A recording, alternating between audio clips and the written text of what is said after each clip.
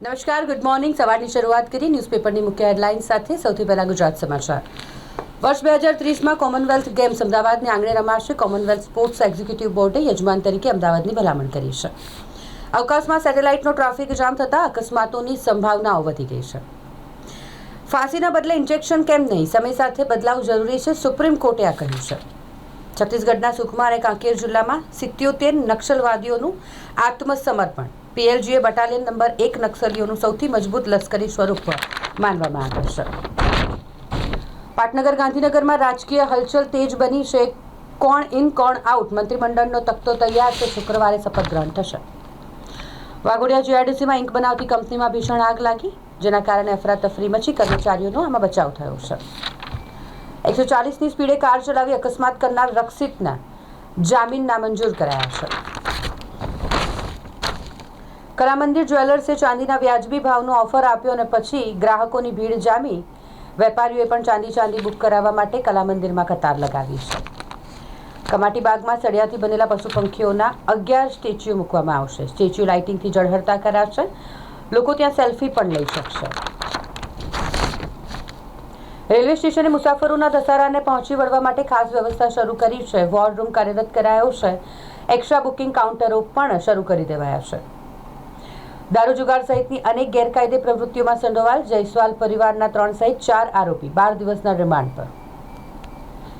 23 લાખ પડાવનાર દિલ્હીના ઠગનું વિદેશમાં connection, 100 bank ખાતાની તપાસ ચાલી રહી છે.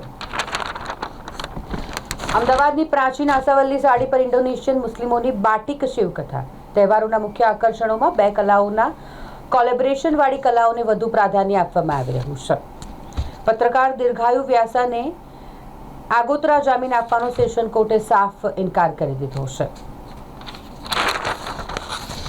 શોર્ટ કવરિંગ પાછળ કન્ઝ્યુમર મેટલ શેરોમાં તેજી. સેન્સેક્સ 575 પોઈન્ટ ઉછળી 82,605 પહોંચ્યું છે. હવે એક નજર કરીએ દિવ્ય ભાસ્કરની મુખ્ય હેડલાઇન્સ પર. દિલ્હી એનસીઆરમાં દિવાળી પર ગ્રીન ફટાકડા ફોડવા સુપ્રીમ કોર્ટે મંજૂરી આપી છે. અમેરિકામાં ભારતીય મૂળના સંરક્ષણ નિષ્ણાંત એસ્લે ટેલિસની ધરપકડ કરાઈ છે. ચીન સાથે સંપર્ક હોવાનો આક્ષેપ છે. રિયલ એસ્ટેટમાં રોકાણ પહેલી પસંદ. અમદાવાદ ગાંધીનગરના પ્રોપર્ટી માર્કેટમાં 7 વર્ષમાં બમણું રિટર્ન.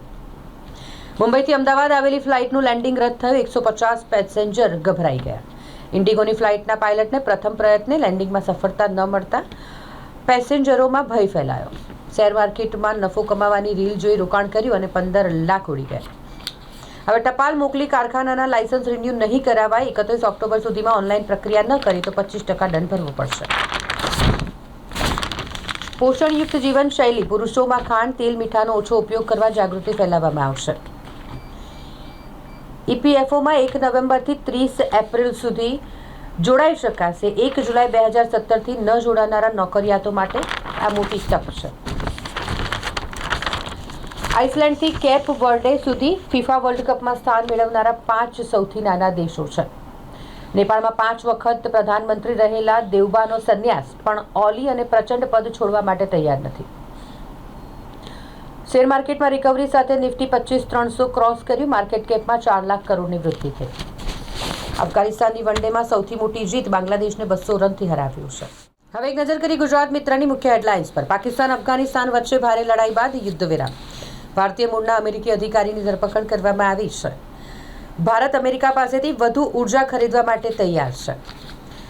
સમાનવ ચંદ્ર મિશન 2040 સુધીમાં લોન્ચ કરવાની યોજના ઇસરોના વડાએ આ કહી છે. ભરૂચના ગલેન્ડામાંથી 1 કિલોથી પણ વધારે ગાંજા સાથે 4 શખ્સો ઝડપાયા છે. વડસલા ગામે વિકાસ રથની સાથે પ્રધાનમંત્રી વિકસિત ભારત રોજગાર યોજનાની પણ માહિતી આપવામાં આવી છે.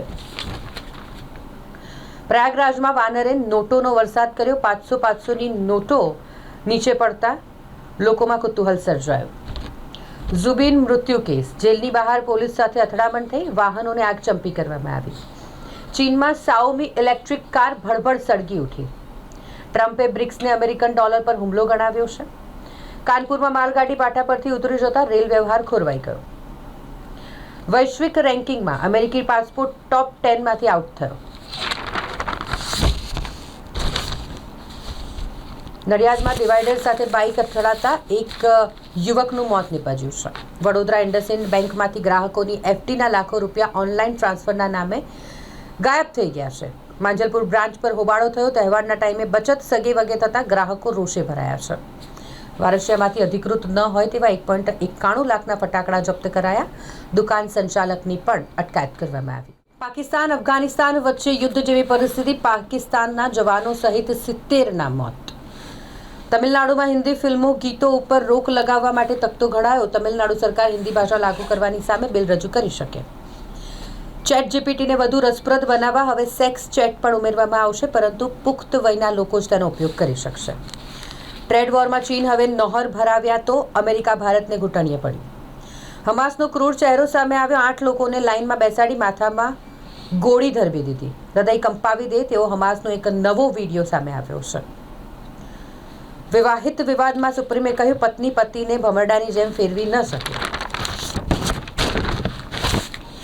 ક્રાઇમ બ્રાન્ચની ઓફિસ પાછળ જુગારધામ ચલાવવાની પરમિશન કોણે આપી? સ્ટેટ મોનિટરિંગ સેલે ગાંધીનગરથી આવીને જુગારધામ ઝડપી પાડ્યું, પણ એના વોન્ટેડ સંચાલકો વડોદરા પોલીસને હજુ સુધી નથી મળતા. વાઘોડિયા તાલુકાના જૂના રામપુરા ગામે ખંધા કેનાલમાં પાણી નથી આવતું અને જેના કારણે ખેડૂતોએ ઉગ્ર વિરોધ કર્યો છે. એમજી રોડ પર કોર્પોરેશનનું સુશોભનના નામે દબાણ. માંડવીથી લહેરીપુરા ગેટ સુધી ટ્રાફિક જામની સમસ્યા દૂર કરવાને બદલે ટ્રાફિક સમસ્યા વધી ગઈ છે. જૈન સંઘના અગ્રણી મહેન્દ્રભાઈના ધર્મપત્નીના અવસાન બાદ ધીરજ મેડિકલ કોલેજમાં દેહદાન કરાયું. લીમખેડા વિજય હોટલ પાસે ટ્રિપલ અકસ્માત સર્જાયો, જેમાં 4 લોકોને ગંભીર ઈજા પહોંચી છે. મંત્રીમંડળમાં થનારા સંભવિત ફેરફારમાં સુરતના મુકેશ પટેલ અને કુંવરજી હળપતિ પર લટકતી તલવાર છે. નગર પ્રાથમિક શિક્ષણ સમિતિના ચેરમેન તરીકે 2021થી સભ્ય રહેલા આદિત્ય પટેલની વરણી કરાઈ છે. મરાઠી અભિનેત્રી પ્રાર્થના બહેરેના પિતાને 3 દિવસ પૂર્વે અજાણ્યા વાહને અડફેટે લીધા. સારવાર દરમિયાન મોત નીપજ્યું. અમેરિકન નાગરિકો પાસે વડોદરાનું ચૂંટણી કાર્ડ. તપાસના આદેશ અપાયા છે. હવે એક નજર કરીએ સંદેશની મુખ્ય હેડલાઇન્સ પર. રોડની વચ્ચોવચ્ચ જ લોખંડના પોલ ઊભા કર્યા છે. રોશની કરવાના ચક્કરમાં અકસ્માતને જાણે આમંત્રણ આપવામાં આવ્યું હોય રસ્તાની વચ્ચે જ પોલ ખડકી દેવામાં આવ્યા છે. શહેરમાં પ્રદેશ ભારતીય જનતા પાર્ટીના પ્રમુખના અભિવાદન કાર્યક્રમ જાણે ફ્લોપ થયો હોય તેની નોંધ પણ લેવાઈ છે. ગુપ્તચર વિભાગે સચોટ રિપોર્ટ સરકારમાં મોકલ્યો. 25,000 સામે માંડ 6,000 લોકો જ સભામાં હાજર રહ્યા. દિવાળી પછી વીએમસીમાં AI base mobile attendance system લાગુ કરવામાં આવશે. કંદહારમાં પાકિસ્તાને ભીષણ હવાઈ હુમલો કર્યો, જેના કારણે 70થી વધુના મોત નીપજ્યા છે. દુર્ગાપુર દુષ્કર્મ મામલે બંગાળના રાજ્યપાલે રાષ્ટ્રપતિને રિપોર્ટ સોંપ્યો. મહાભારતમાં કર્ણનું પાત્ર ભજવનારા અભિનેતા પંકજનું 68 વર્ષે નિધન થયું. વરનાગમા ગામે 30 લાખના કામોનું ખાતમુહૂર્ત અને લોકાર્પણ કરવામાં આવ્યું. તોરણો, આર્ટિફિશિયલ પ્લાન્ટ્સ, કેન્ડલ અને લાઇટવાળા દીવડા જે મેડ ઇન ચાઇના છે તેને ન ખરીદી અને સ્વદેશી ચીજવસ્તુઓ ખરીદવા માટે આહ્વાન કરવામાં આવ્યું છે. ઓનલાઈન ખરીદી પેન્શન યોજનાના બહાને મહિલાએ 80,000 રૂપિયા ગુમાવી દીધા.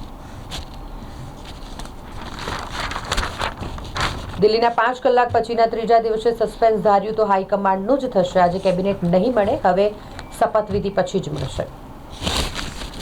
સરકારનો પરિપત્ર. રેશન કાર્ડ હવે ઓળખ રહેઠાણના પુરાવા તરીકે ઉપયોગ નહીં કરી શકાય. હવે એક નજર કરીએ ગુજરાતની અસ્મિતા ન્યૂઝપેપરની મુખ્ય હેડલાઇન્સ પર. 2 દિવસમાં દેશમાં મોંઘવારી ઘટી છે. અમેરિકા સાથે ટ્રેડ ડીલ આગળ વધી રહી છે.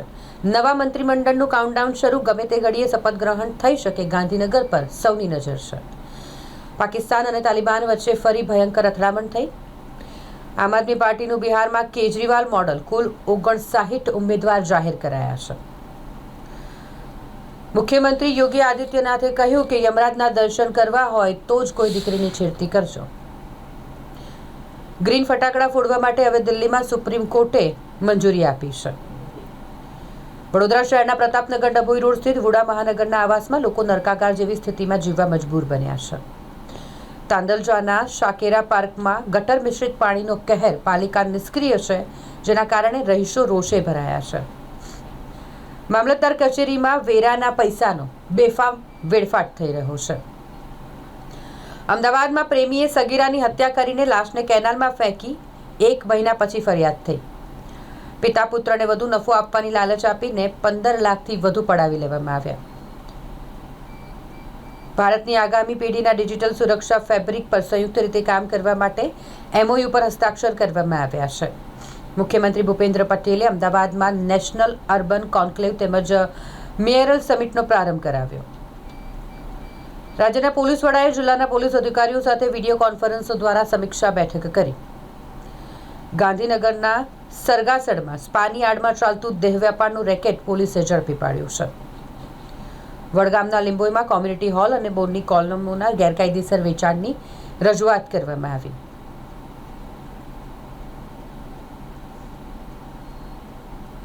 સુઈગામ ખાતે આમ આદમી પાર્ટીની મિટિંગમાં લોકોની પાકી હાજરી જોવા મળી. વિજાપુરની ગોવિંદપુરા જૂથ ગ્રામ પંચાયતના ઠરાવ પર નગરપાલિકાએ નિર્ણય સરકાર પર છોડ્યો છે.